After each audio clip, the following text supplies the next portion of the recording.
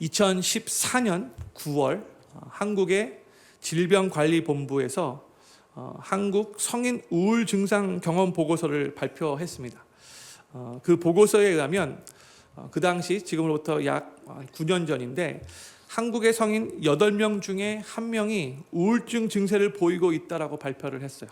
그러니까 8명 중에 1명이에요. 12.5%, 아주 심각한 수치이죠. 그 후에 또 이런 보고서가 나왔는가 제가 인터넷을 찾아봤는데 제가 발견하지는 못했어요. 근데 코로나를 통과하면서 더 많은 우울증 환자가 생겼다는 그런 얘기를 들었습니다. 우리 한국이 지금 OECD 국가 중에 한 국가인데 OECD 국가들 중에서 한국이 자살률 1위라는 그런 불명예를 갖고 있어요. 다른 OECD 국가들과 비교해 볼 때 이 수치가 너무나 높아요.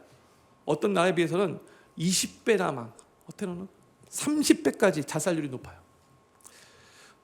좀 더 구체적으로 보면 하루에 42명이 목숨을 스스로 끊는 거예요. 한국에서. 시간으로 따지면 34분마다 1명꼴로 세상을 떠나는 겁니다. 자살 때문에. 도대체 이유가 무엇인가? 어떤 분들은 열악한 환경 때문인가 아닌가라고 그렇게 말을 하지만 아시는 대로 요즘처럼 살기 편한 시대가 없죠. 생활 환경이 개선되고 아주 좋아졌어요. 그 어느 때보다도. 그럼 교육 때문인가? 그것도 아니에요. 요즘만큼 지식이 발달하고 정보가 널려있는 시대가 없어요. 아무나 원하는 정보를 우리가 갖고 있는 이 스마트폰을 사용해서 곧바로 얻을 수 있는 시대가 돼버렸어요. 못 배우고 지식이 없어서 우울 증세를 갖는 것이 아니는 거죠. 그렇다면 물질 때문일까요? 가난해서 재정적으로 힘들어서 우울증이 걸리는 걸까요? 물론 경제적인 어려움 때문에 많이 힘들 수 있고 또 그것 때문에 또 우울해질 수 있는 거 맞지만 그러나 이 케이스도 자세히 살펴보면 꼭 경제적인 이유만은 절대로 아닙니다. 만약 경제적인 이유 때문이라면 그럼 가난한 사람들은 다 우울증 환자가 되어야 하는 거죠. 또한 돈 많고 부유한 사람은 항상 행복하고 기쁘게 살아야 되는데 또 그런 것도 아니잖아요. 도리어 돈 많고 부유한 사람들 중에서도 우울증에 걸리는 사람들이 많이 있어요. 그러므로 이 외적인 조건이나 물질적인 이슈가 우리 삶의 기쁨을 빼앗아가는 게 아닙니다. 보다 더 근본적인 이유가 있는데 그것은 이 외부적인 문제가 아니라 엄밀히 말해서 내면적인 문제인 거예요. 우리가 이 내면적인 문제를 해결하지 않은 상태로 그냥 그렇게 살다 보면 아무리 많은 것을 소유하고 아무리 좋은 환경 가운데 산다 할지라도 우리는 진짜로 기뻐할 수 없어요. 그런데 반대로 우리가 아무것도 소유하고 있지 않고 또 우리의 환경이 아주 힘들다 할지라도 우리의 내면의 문제를 해결할 수 있다면, 다시 말해서 우리의 내면을 예수님으로 충만하게 채운다면 우리는 예수님 안에서 기뻐할 수 있습니다. 아멘이십니까? 오늘 송구 영심에는 좀 아멘을 좀 잘해주시면 좋을 것 같아요. 제가 이게 막 이렇게 부탁해가지고 아멘 안 했으면 좋을 것 같아요. 아멘이십니까? 감사합니다. 저는 하나님 앞에 기도드리면서 2024년 새해에 저희 교회의 주제를 주 안에서 항상 기뻐하라, Rejoice in the Lord always라고 정했어요. 어떻게 저희는 항상 기뻐할 수 있을까요? 이게 가능한가요? 항상 기뻐할 수 있는 건가요? 직업적으로 항상 웃어야 하는 사람들이 있죠. 세일즈맨들, 웨이트레스, 백화점 직원들, 안녕하십니까? 이게 말을 하더라. 항상 얼굴에 웃음이 있어야 돼요. 근데 서비스업에 종사하시는 분들은 대부분 자신의 감정 상태와 무관하게 웃어야 되는 거잖아요. 근데 성도님들, 목사도 어떤 면에서는 이런 직업병이 있는 거 아시죠? 저희 목사들도 직업적으로 웃어야 되잖아요. 그렇죠? 성도님들을 만날 때에 제 마음 상태가 많이 힘들다 할지라도 먼저 웃어야 돼요. 그렇죠? 제가 막 심각하게 성도님 만나면 목사가 왜 그래? 이런 말 듣잖아요. 그렇죠? 제 딸이 지금은 22살이 되었는데 제 기억으로는 제 딸이 한 6살 정도가 되었을 때에 제 딸이 제 아내에게 한 번은 이런 말을 했다고 해요. 아빠는 교회에서는 아주 잘 웃는데 집에 오면 잘 웃지 않아. 그렇게 말을 했대요. 그 말을 제가 제 아내한테 들었는데 정말 정신이 바짝 들었어요. 우리 아이들이 다 나를 보고 있구나. 그래서 그 후부터는 제가 어떻게 했을까요? 교회에서도 활짝 웃고 또 집에 와서도 애들 앞에서 활짝 웃으려고 엄청 많이 노력을 했죠. 근데 성경에서 항상 기뻐하라고 우리들에게 명령하고 있는데 어떻게 막 이렇게 억지로 막 미소를 지으면서 웃으려고 노력하는 게 그게 정말 성경에서 말하는 그런 명령을 순종하는 것인가? 이게 바로 그러니까 억지로 막 미소 지으면서 마음은 막 힘들어 죽겠는데 그냥 그럼에도 불구하고 막 썩은 미소라고 하죠. 막 썩소를 지어가면서 그렇게 웃으려고 노력하는 게 이게 성경에서 말하는 그런 명령인가? 성도님들, 우리는 항상 좋은 기분의 상태를 계속해서 유지할 수 없잖아요. 그렇죠? 목사도 마찬가지죠. 근데 모든 사람들이 다 항상 즐거움의 상태를 유지하면서 웃는 것은 불가능해요. 그런데 성경은 저희에게 항상 기뻐하라라고 명령하고 있어요. 이게 어떻게 가능할까? 우리가 잘 알고 기억해야 할 것이 뭐냐면요, 성경에서 말하는 이 기쁨은 즐거워하고 좋아하는 감정의 상태를 말하는 것이 아니고 어떠한 상황이라도 하나님이 허락하신 상황으로 잘 받아들이는 자세를 의미하는 거예요. 하나님을 신뢰하기 때문에 그 상황이 지금 나에게 어렵다 할지라도 하나님이 나에게 허락하신 상황이라고 주님을 신뢰하며 받아들이는 그 자세가 바로 항상 기뻐하라는 그런 뜻인 거예요. 그렇기 때문에 주 안에서 항상 기뻐하라고 명령하고 있는 거죠. 자세이기 때문에, 감정 상태가 아니기 때문에. 만약 기뻐하라는 것이 감정의 문제라면 사람의 감정이 마음 먹는다고 되는 게 아니잖아요. 그렇죠? 우리의 감정은 기뻐하라고 해서 내가 이제 기뻐해야겠다, 이게 마음 먹는다고 기뻐할 수 있는 게 아니에요. 그렇죠? 그러나 이것이 우리의 자세의 문제이고 또한 삶을 어떻게 보는가, 이 관점의 문제이기 때문에 성경은 우리에게 항상 기뻐하라고 명령하고 있는 겁니다. 이 기쁨이라는 것은 날마다 룰루랄라 막 하면서 사는 것을 의미하는 것은 또 아니에요. 기쁨은 우리로 하여금 바른 관점으로 살아가도록 만들어주고, 그리고 예수님을 믿은 후에 우리가 성경적인 이 세계관을 가지고 바른 가치관을 갖게 되었기 때문에, 예수님 믿기 전과 완전 180도 다른 새로운 피조물이 되었기 때문에 우리는 언제 이 세상을 떠난다 할지라도 저 영원한 천국에 갈 것이 확실하기 때문에, 그 영원한 천국을 이미 우리는 소유하고 있기 때문에 이 세상은 잠시 머물다 가는 곳이고 저 천국이 우리가 영원히 거할 종착역이기 때문에 우리에게 주어진 그 삶을 완전 다른 각도에서, 시선에서 우리가 볼 수 있기 때문에 그걸 생각하면서, 그렇게 영원한 천국으로 인도하실, 우리에게 구원을 베푸신 그 하나님을 생각하면서 우리는 주 안에서 여유로운 마음을 가질 수 있는 거죠. 이게 바로 성경에서 말하는 기쁨인 거예요. 그리고 여기서 기뻐하라라는 이 단어가 헬라어 원문을 보면, 이게 우리 한국말로 그냥 기뻐하라인데, 헬라어 원문 보면 그 동사가 어떤 그 시제로 되어 있는가 다 보거든요. 현재형 명령형이에요. 현재형 명령. 이걸 뭘 의미하는가? 계속해서, 먼저 현재형이라는 것은 계속해서 기뻐하라는 뜻이에요. 그러니까 더 정확한 영어 번역은 continue rejoicing인 뜻이에요. 그러니까 우리가 계속해서 기뻐해야 한다는 거죠. 그리고 이 단어는 또 명령형이에요. 이건 뭘 의미하는가? 기뻐하는 것은 우리가 지켜야 할, 순종해야 할 사명이 된다는 거죠. 다시 말씀드리자면 우리는 예수님을 믿는 크리스찬으로서 항상 기뻐해야 하는데, 이것은 우리가 해도 되고 안 해도 되는 그런 옵션이 아니라 반드시 항상 누려야 할 축복이면서 또한 동시에 사명이라는 겁니다. 뭐가요? 주 안에서 기뻐하는 것이. 우리 보통 흔히 사명에 대해서 말할 때 선교, 전도, 봉사, 구제, 열심히 섬기는 것, 이런 것들을 보통 사명이라고 생각하죠. 사명 맞아요. 그렇죠? 그런데 그것뿐만이 아니고요, 우리가 예수님을 믿고 난 후에 예수님 안에서 기쁘게 사는 것도, 기뻐하는 것도 우리 삶의 중요한 사명이라는 것을 꼭 기억하시기 바랍니다. 저를 한번 따라해 주시면 감사하겠습니다. 주님 안에서 기뻐하는 것도 중요한 사명입니다. 아멘이십니까? 아멘이요. 그래서 2024년 새해에 주 안에서 항상 기뻐하는 게, 이게 우리의 사명이라고 생각하시면 좋을 것 같아요. 이게 사명이에요. 주 안에서 기뻐하는 사명이에요, 바로. 그런데 문제는 우리 크리스천들이 예수님과 함께 살고 있다라고 말하면서도, 예수님이 우리 안에 영으로 함께 하시는데, 예수님이 우리와 함께 하신다고 고백을 하면서도 기쁘게 살지 못할 때가 많다는 거예요. 크리스천들 안에도 이 우울증 환자들이 많이 있다는 거예요. 오늘 본문 이제 이 1절, 우리가 4장 4절, 빌립보서 4장 4절 말씀을 읽었는데, 근데 또 이 빌립보서가 제가 이제 이번 주 주일부터, 돌아온 주일부터 빌립보서 강의를 쭉 할 거예요. 근데 이 빌립보서를 뭐 기쁨의 서신서라고 이렇게 불리긴 하는데, 이 안에 정말 기쁨에 대해서 기뻐하라는 내용이 참 많이 담겨져 있어요.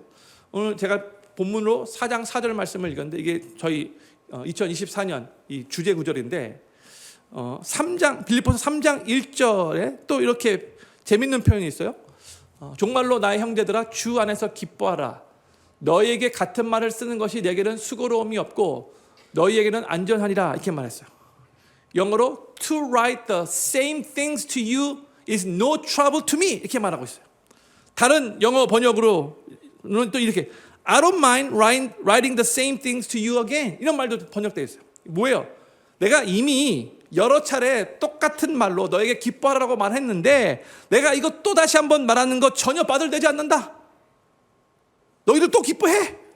지금 서신서 안에 짧은 4장밖에 안 되는 이 빌립보서 안에 계속해서 사도 바울이 기뻐하라, 기뻐하라, 기뻐하라고 말하고 있다는 거죠. 빌립보서 1장 4절에서 너희 무리를 위하여 기쁨으로 항상 간구하면, 이렇게 말하고 있고요. 1장 18절에서는 이로써 내가 기뻐하고 또한 기뻐하리라 라고 말하고 있어요. 빌립보서 2장 4절에서는 나의 기쁨을 충만케 하라 라고 말하고 있고, 빌립보서 2장 18절에서는 이와 같이 너희도 기뻐하고 나와 함께 기뻐하라 했어요. 빌립보서 3장 1절에서는 정말로 나의 형제들아, 주 안에서 기뻐하라 라고 말했고, 또 오늘 본 말씀 4장 4절에서 주 안에서 항상 기뻐하라, 내가 다시 말하노니 기뻐하라 했어요. 바울은 여러 차례 걸쳐서 기쁨에 대해서 계속해서 말하고 있고, 또한 기뻐하라고 말하고 있어요.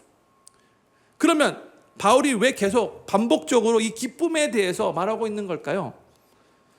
기쁨이 그만큼 중요하다는 뜻이겠죠. 특히 어려운 환경 가운데 살아가고 있는 성도들에게는 주 안에서 기뻐하는 것이 꼭 필요한 것이고 아주 중요하다는 거예요. 왜 그럴까요?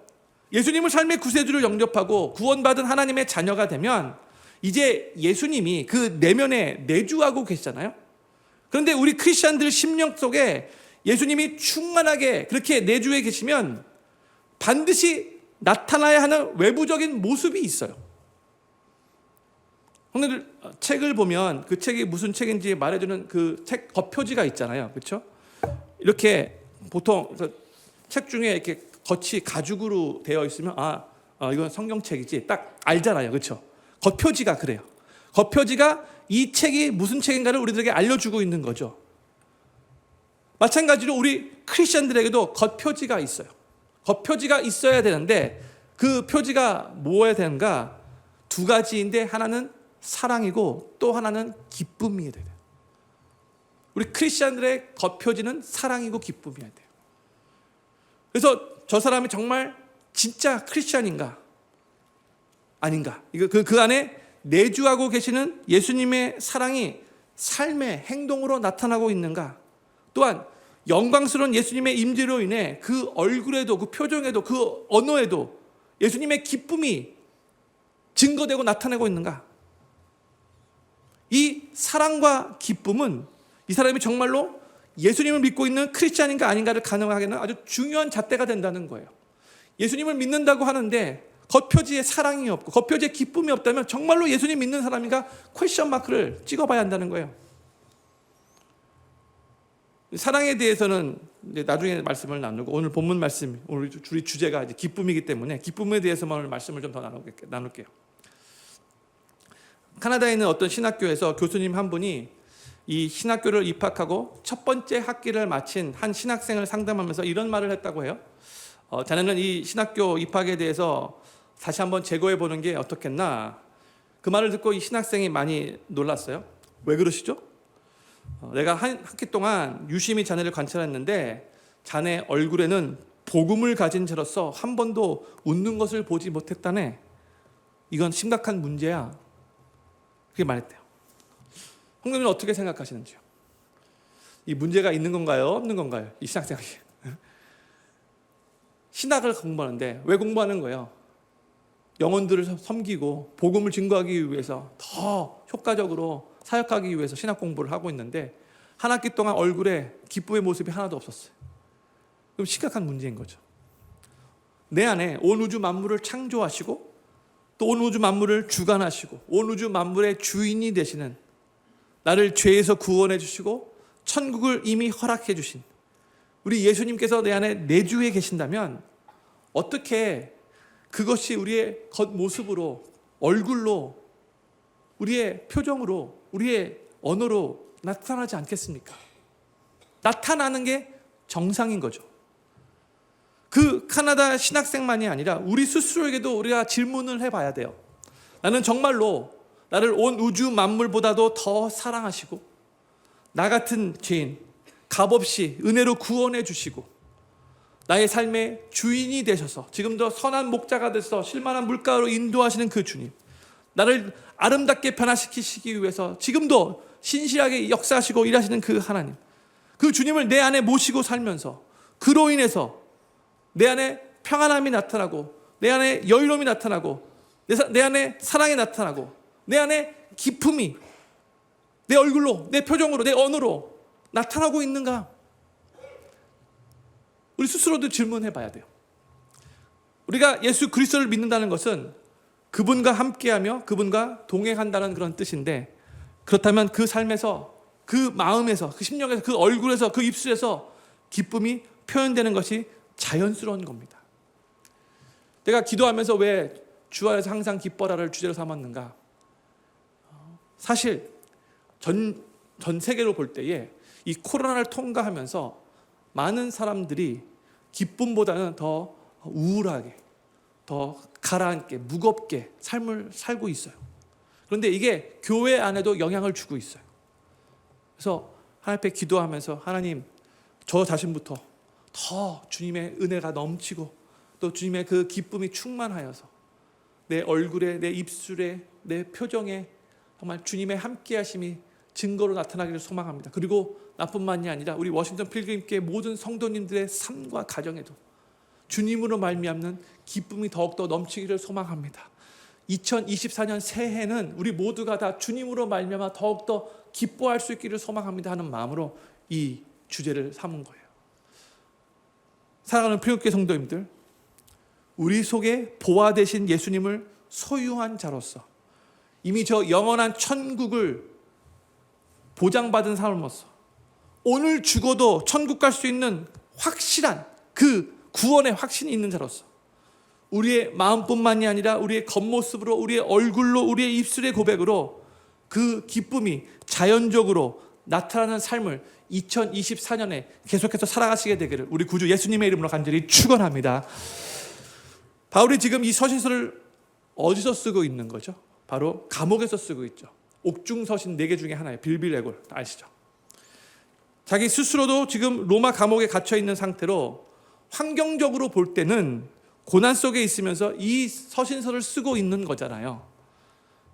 성도님들, 혹시 성도님들의 자녀가 감옥에 오늘 간다, 기쁘겠어요? 부모의 입장으로서 이 감옥 가는 것 자체가 정말 너무나 힘든 거잖아요. 힘든 거잖아요. 그렇죠? 그런데 지금 사도 바울은 자신이 지금 로마 감옥에 감금되어 있는 상태예요. 환경적으로 고난 속에 있는 거예요, 지금. 그러니까 세상적으로 볼 때도 어떻게 보면 너무나 초라하게 느껴질 수 있고 처량하게 보일 수 있는 상황인 거죠. 어떤 사람은 그래서 이런 말도 하는 사람이 있어요. 이게 도대체 말이 되는 얘기입니까? 바울은 지금 감옥 속에서 많이 힘들고 참 괴로운데 그래도 영적 리더이니까 교육적인 차원에서 성도들에게는 그래도 너희들은 기뻐해야 한다, 이렇게 말한 게 아닙니까? 이렇게 말하는 사람도 있어요. 근데 정말 그런 거였까요? 정말? 사도 바울이 지금 너무나 감옥 속에서 너무나 괴롭고 너무나 힘든데 그래도 영적인 리더이기 때문에 어쩔 수 없이 야 너희들은 그래도 기뻐해야 된다 이렇게 말한 건가요? 아니라는 거예요. 정반대라는 거죠. 아까 우리가 읽었지만 빌립보서 2장 18절에서 바울이 이렇게 말하고 있어요.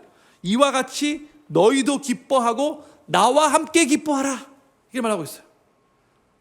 Rejoice with me 선포하고 있어요.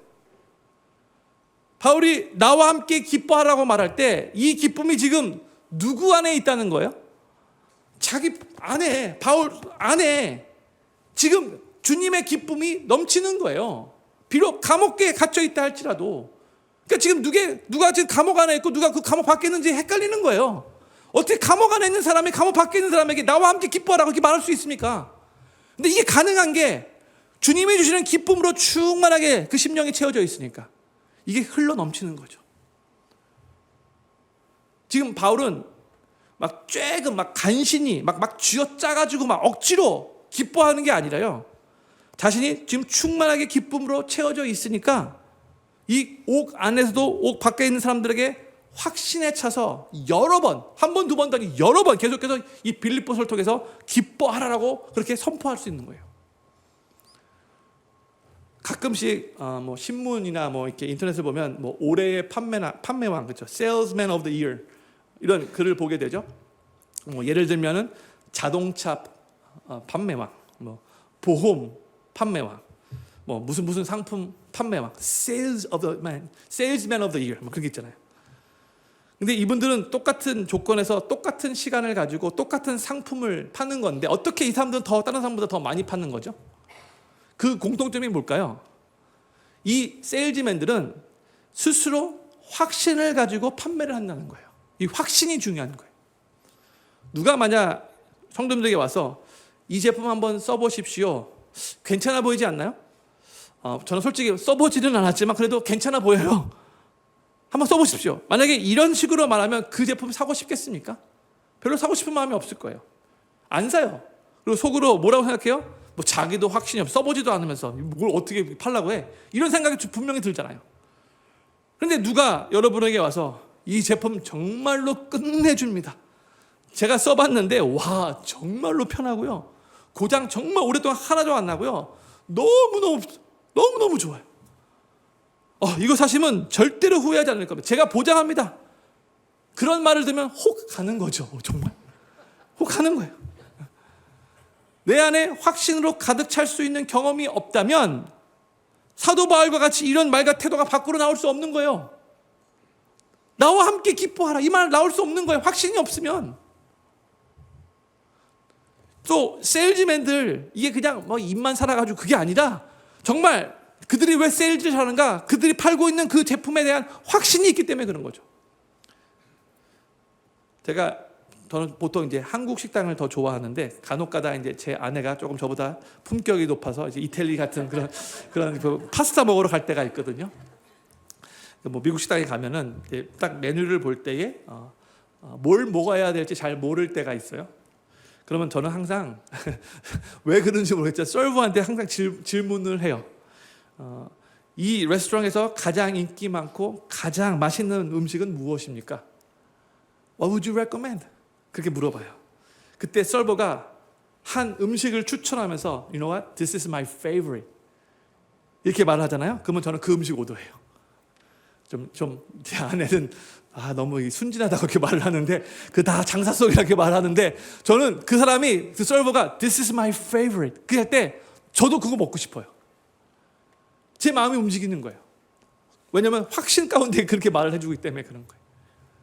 그런데 사도 바울이 경험한 이 복음의 능력, 이 예수님은요, 그냥 다른 사람들을 설득하는 그런 정도가 아니었다는 거죠. 자기 전 인생을 다 부어도 조금 더 아깝지 않은 그런 확실함이 바울 가운데 있었다는 거잖아요. 그렇죠? 지금 본인이 감옥 속에 갇혀 있으면서도 지금 감옥에 갇힌 이유도 예수님을 전하고 복음을 전하다가 갇힌 거잖아요. 그러면 속상해가지고 왜 이 모양이죠? 내가 주님을 위해서 헌신했는데 이게 뭡니까 대체? 이렇게 따질 수도 있는 상황인데 아니에요. 바울은 전혀 그런 마음이 없어요. 도리어 더 확신 가운데 나와 함께 기뻐하라. 내가 감옥에 갇혀 있지만 You know what? 지금 내가 감옥에 갔을 때도 복음이 오히려 더 열심히 더 확실하게 지금 증거되고 있어. 너 너무 기뻐. 이게 말하고 있는 거예요. 그러니까 너무나 지금 이 빌립보 교회 성도들 헷갈리는 거예요. 저분은 지금 감옥에 갇혀 있는데 어떻게 저렇게 확신 가운데 기뻐하라고 말할 수 있지? 그러니까 더 도전을 받는 거죠. 바울은 지금 예수님 안에서 예수님이 주시는 충만한 기쁨을 누리고 있기 때문에 거듭 주 안에서 기뻐하라고 선포할 수 있었던 거예요. 이 기쁨은 세상이 주는 순간적인 기쁨과는 차원이 다른 기쁨이죠. 이 기쁨은 온 우주 만물을 창조하시고 온 우주 만물보다도 나를 더 사랑하시는 그 하나님이 주시는 말로 형용할 수 없는, 영어로 하면 unspeakable joy인 거죠. 이 기쁨은 일시적이고 제한적인 것이 아니라 영원하고 완전한 기쁨이에요. 육신적인 것이 아니라 영적인 거예요. 환경에 의해서 결정되는 것이 아니라 예수님을 온전히 믿고 예수님을 신뢰하는 그 믿음으로 주어지는 거죠. 이게 성경에서 말하는 기쁨이에요. 그렇기 때문에 우리는 이 기쁨을 예수님 밖에서 찾으려고 하면 절대 찾을 수 없어요. 물질을 통해서 찾을 수 없는 거예요. 세상의 쾌락을 통해서 찾을 수 없는 거예요. 사람들의 인정과 박수 갈채를 통해서 찾을 수 없는 거예요. 이 기쁨은 오직 예수님 안에서만 찾을 수 있는 기쁨이에요. 그래서 성경은 오늘 우리에게 주 안에서 기뻐하라 라고 명령하고 있는 거예요. 주 안에서. 세상에서가 아니라 우리 예수님 안에서 이 기쁨을 누릴 수 있다는 거죠. 사랑하는 필금교회 성도님들에게 질문 드리고 싶어요. 솔직히 예수님 때문에 정말로 기뻐했던 때가 언제이셨습니까? 뭐 일이 잘 풀려가지고 야호 그런 기쁨이 아니라 정말 예수님 때문에 기뻐했었던 적이 언제 있었습니까? 예수님의 삶에 기쁨의 원인이 되셨던 때가 언제이셨습니까? 정말로 예수님 안에서 기뻐했을 때 When was the last time that you really rejoiced in the Lord? 언제였어요? 형님들, 처음 우리가 구원을 받았을 때에 예수님을 삶의 구세주로 영접했을 때에 나의 죄가 예수님의 보혈로 완전 깨끗하게 용서함을 받았다는 것을 깨달았을 때에 하나님이 부어주시는 그 충만한 은혜를 경험했을 때에 기도원이나 부흥회 같은 집회에서 정말 마음을 쏟아가며 기도했을 때에 하나님을 찬양하는 동안에 어두웠던 마음에 그 빛 대신 주님이 쫙 나에게 그렇게 찾아오셔서 내 마음에 홀가분해졌을 때에 분명히 그 주님으로 인해 기뻐하셨을 때가 있었을 거예요. 신앙생활을 시작하셨다면 언젠가 있었을 거예요. 그런데 지금은 어떠신지요? 여전히 예수님 안에서 정말로 unspeakable joy가 있으신지요? 만약에 성도님들의 삶에 이 기쁨이 세상적인 그런 즐거움이 아니라 순간적으로 조건부의 그런 기쁨이 아니라 정말로 주님으로 인한 그 기쁨이 만약에 사라지셨다면 그 이유는 무엇 때문일까요? 삶이 너무 고달프고 지쳐서 그 기쁨이 사라진 걸까요? 경제적으로 너무 쪼달려서 염려와 근심 때문에 기쁨이 떠나가 버린 걸까요? 사업하는데 막 장사가 잘 안 되고 막 삶에 어려운 일들이 많이 생기고 뭐 막 기대했던 대로 막 일이 잘 풀리지 않아서 그래서 기쁨을 잃어버린 건가요? 뭐 그게 원인이 될 수도 있겠지만 근본적인 원인은 아니에요. 기쁨이 사라지는 그 근본적인 이유는 우리 주님과의 관계에 문제가 있기 때문인 거예요. 좀 더 정확하게 표현하면 주님과의 그 관계의 그 친밀함이 사라져버렸기 때문에 그런 거예요. Intimacy with the Lord. 이게 없기 때문에 그냥 물에 물 탄 듯 술에 술 탄 듯 그냥 종교적으로 신앙생활하는 거, 종교생활하는 거 거기에는 기쁨이 없어요.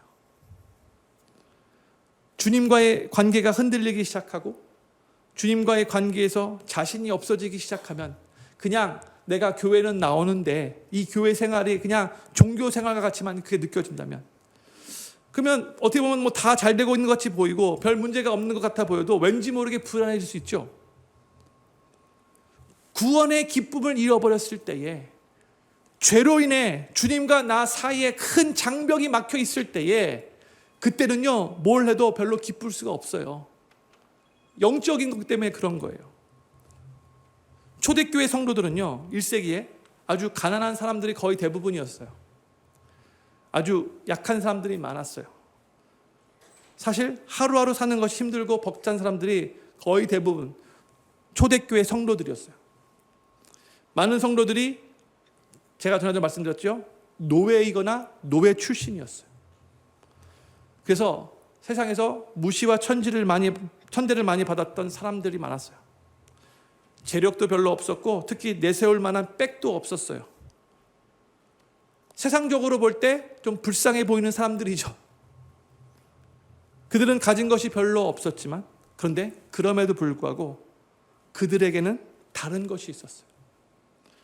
그들의 심령에, 그들의 얼굴에, 그들의 입술에 세상이 이해할 수 없는 기쁨이 묻어나고 있었어요. 이게 말이 됩니까?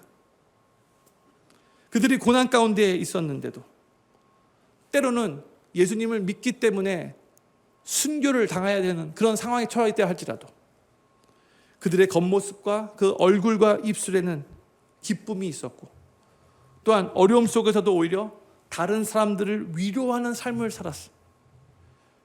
그래서 예수님을 안 믿는 세상 사람들이 보면서도, 와, 이 예수 믿는 예수쟁이들은 뭔가 다르다, 이렇게 생각하게 만들었어요. 초대교회 크리스찬들의 놀라운 영적인 파워죠. 그들이 많이 가졌기 때문에가 아니에요. 그들이 소유하고 있었던 예수 그리스도 때문인 거였어요. That was the only reason. That was the only reason. 그렇죠? 불신자들이 우리 크리스찬들을 볼 때에 저들은 뭐가 그리 기쁠까? 뭐가 저렇게 좋을까? 그렇게 의아해할 만큼 우리 삶에서 기쁨을 볼 수 있어야 한다고 생각해요. 그것이 바로 우리 크리스찬들의 영적인 힘이 되기 때문에 그래요. 그렇기 때문에 우리가 기뻐하는 것이 우리의 소명이 되는 것이고, 성경은 그래서 거듭거듭 우리에게 기뻐하라고 명령하고 있는 이유인 거예요. 아마 어떤 분들은 이렇게 말할 수도 있어요. 별로 기쁘지 않은데, 솔직히 내 마음이 많이 힘든데 어떻게 그래도 기뻐하란 말입니까? 나도 솔직히 기쁘고 싶은데 솔직히 기쁘지 않습니다. 어떻게 해야 되죠? 이렇게 질문하시는 분들 계실 거예요. 사랑하는 필름교회 성도님들, 역설적으로 들릴 수 있겠지만 만약 정말로 삶 속에 신앙생활 하면서 주님으로부터 오는 그 기쁨이 사라지셨다면, 그러면 먼저 하나님 앞에 나와 우셔야 돼요. 참된 기쁨을 회복하기 위해서는 먼저 하나님 앞에 눈물을 흘리셔야 돼요. 하나님, 제게 구원의 기쁨이 사라졌습니다. 제가 예전에는 주님 때문에 너무나 기뻐했었는데 이제는 걱정과 원망과 불평이 더 많습니다. 주님, 저를 불쌍히 여겨 주시옵소서. 내 안에 다시 구원의 기쁨이 회복되기를 소망합니다. 주여, 주님과의 그 첫사랑 다시 주여 경험하고 싶습니다. 이렇게 하나님 앞에 나와 부르짖어야 돼요. 이러한 눈물이 있어야지 하나님께서 다시 우리들에게 그 기쁨을 회복시켜 주시는 거예요.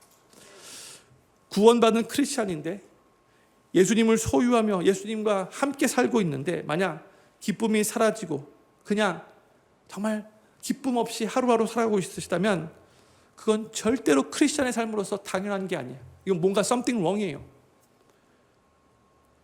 다시 기쁨이 회복되게 해달라고 하나님 앞에 나와 간절히 기도하며 우셔야 돼요. 애통해 하셔야 돼요. 하나님, 내 안에 기쁨이 사라졌습니다. 하나님, 나를 그냥 놔두지 마시고 다시 주님 안에서 기쁨을 회복할 수 있도록 은혜를 베풀어 주시옵소서. 기도하셔야 돼요. 간절히 그 주님이 주시는 기쁨을 사모하셔야 돼요.